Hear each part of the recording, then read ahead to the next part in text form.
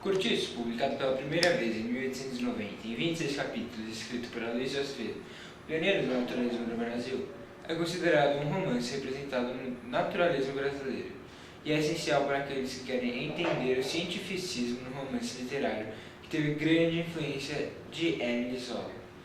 A interação do método naturalista, determinismo, era fazer crítica à degradação causada pela mistura de raças. Por causa disso, os romances naturalistas são constituídos de espaços nos quais convivem desválidos de várias etnias. Agora falaremos um pouco sobre a vida do autor. Quando jovem, ele fazia caricaturas e poesias, como colaborador para jornais e revistas do Rio de Janeiro. Seu primeiro romance publicado foi Uma Lágrima de Mulher, em 1880.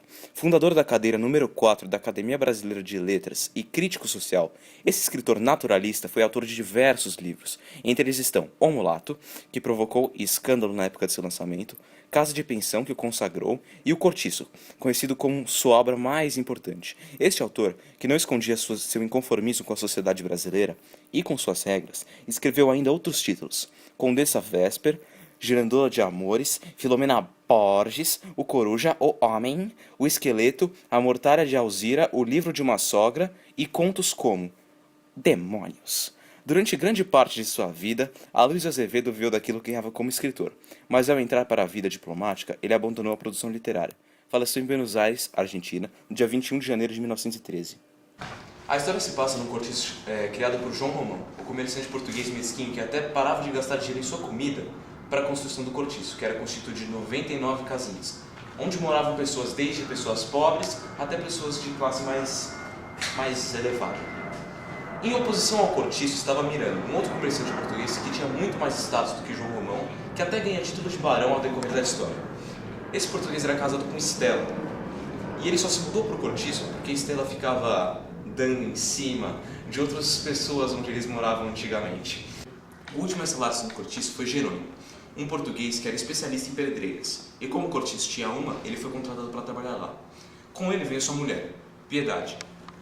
Ao decorrer da história, Jerônimo sofre um processo interessante, que chama-se de abrasileiramento. Ele troca o vinho pela cachaça, o caldo pelo camarão, e se interessa por uma baiana, conhecida no livro como Rita Baiana, que é uma dançarina muito animada e sensual.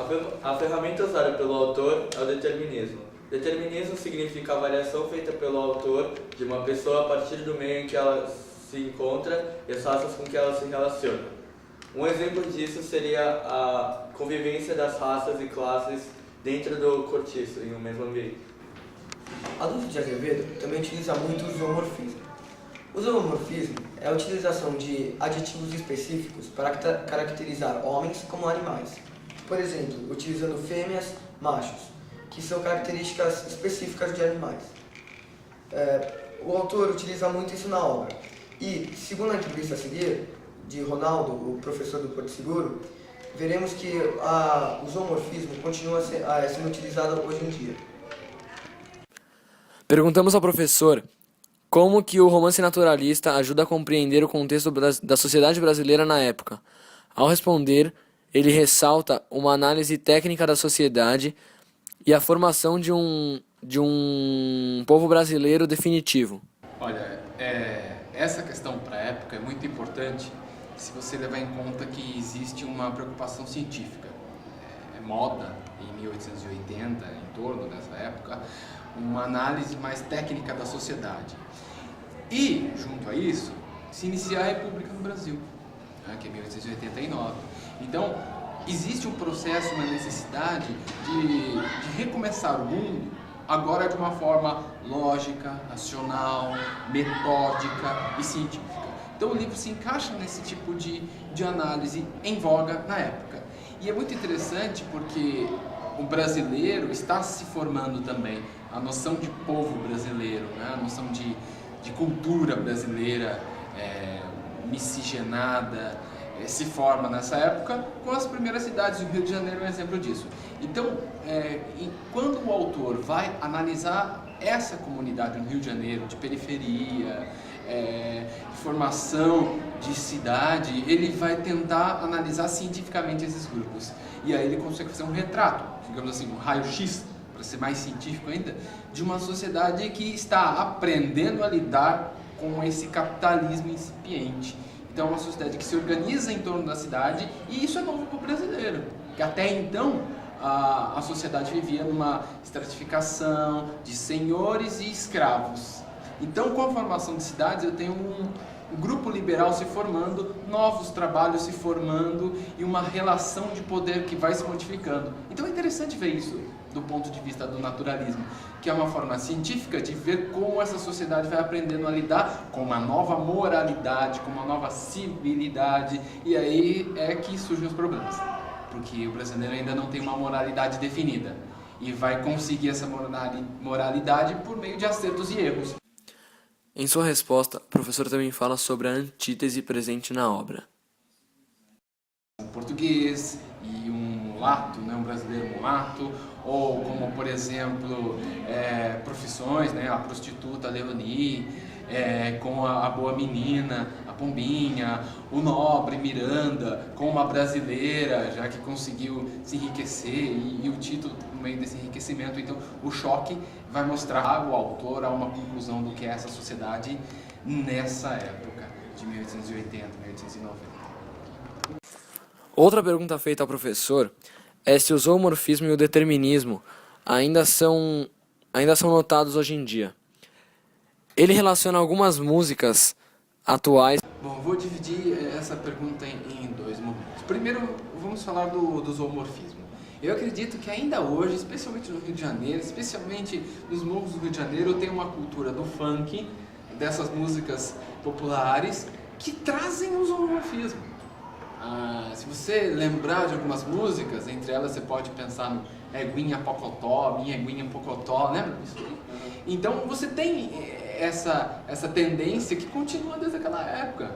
E claro que misturado ao machismo, né? No caso a mulher é Eguinha Pocotó, né? Do MC Serginho. Depois a Kelly Key fez outra música chamando o namorado de cachorrinho, vem cá meu cachorrinho, e senta, e cala. Então claro que isso se misturou com a sexualidade exagerada, com uma questão de machismo, com uma questão de dominação, de trocas, de chantagem emocional. Então eu ainda tenho esse zoomorfismo muito forte no Rio de Janeiro. Seria até uma pergunta que fica para vocês, né? Para vocês pesquisarem. Será que ficou esse zoomorfismo só no Rio de Janeiro? Ou será que é uma tendência que o Aloysio Azevedo notou e continua por conta desse funk? Porque eu não vejo outras expressões culturais que tratam o outro como animal. E lá no Rio ainda existe isso. Olha que interessante. Será que essa influência é mais forte lá do que nos outros lugares do Brasil? E aí eu já faço uma provocação determinista, porque eu estou te provocando nesse sentido. Quer dizer, eu estou falando que no Rio de Janeiro tem isso. Será que é só? Será que o meio determina as pessoas? Essa é a tese do autor. Estamos num meio mais degenerado, segundo ele acredita, e por isso as pessoas vão ser mais animalizadas? Será que no Rio de Janeiro e nos morros, onde não há uma organização rigorosa, onde não há polícias, onde não há... Agora que a polícia está chegando nos morros, né? Mas onde não há uma organização social estável, surge mais animalização? Essa é a questão. Quer dizer, estaria determinado? E eu fico me perguntando isso, né? Porque o Brasil é um país muito quente, que a gente não está preparado para ser uma sociedade organizada? É o calor que faz a gente mais preguiçoso? Será que é realmente essa questão do meio? Eu duvido. Eu acho que o determinismo pode ser um fator, mas não é determinante. É mais um fator. Mas esses fatores são muito relativos, né? Depende de pessoa para pessoa, depende de adaptação. Eu prefiro acreditar no darwinismo, eu prefiro adaptação. E as pessoas têm que se adaptar, senão elas morrem. Então eu acho que Darwin, se a gente for analisar biologicamente, Darwin é mais forte do que o Taine, que acredita no fator do meio. Porque o meio é um só e são tantos outros fatores.